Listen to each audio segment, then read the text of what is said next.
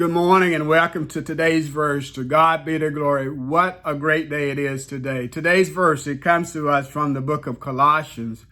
Colossians chapter 3, verse 14. And it says this: "But above all these things, put on love, which is the bond of perfection." Let me ask you a question. How are you dressed right now? What did you put on? I mean, every morning we get up and we make a decision as to what we're going to wear, do we not? In this chapter, Paul exhorts Christians as to what they're to set their mind on, and he likens it to the garments that we put on and we take off. He begins with the things that we are to take off, lay aside, or even put to death, as we find in verse 5. That is fornication, uncleanliness, passion, evil desires, covetousness, which is idolatry. Then it goes on to verse 8 and says that we're to put off anger and wrath and malice, blasphemy, filthy language should not be in your mouth. And then in verse 9, he says that we're not to lie to one another, for this is the old man, or the nature, our old nature. Then beginning in verse 12, he talks about the things that we're to put on, that is, tender mercies, kindness, humility, meekness, long-suffering.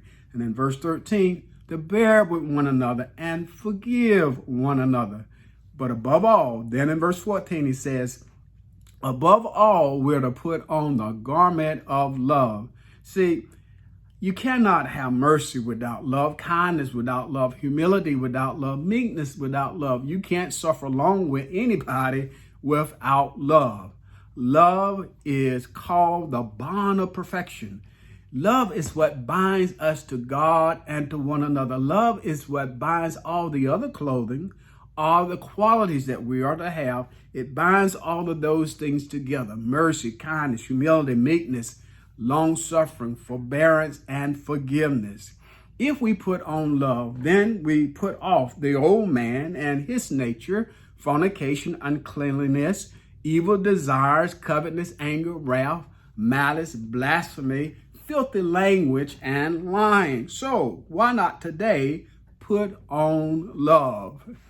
To God be the glory for the great things he has done. I pray that you would meditate upon this verse today, that you put it into practice, put on love, and then tune in again tomorrow. Yes, as we consider today's verse. Amen.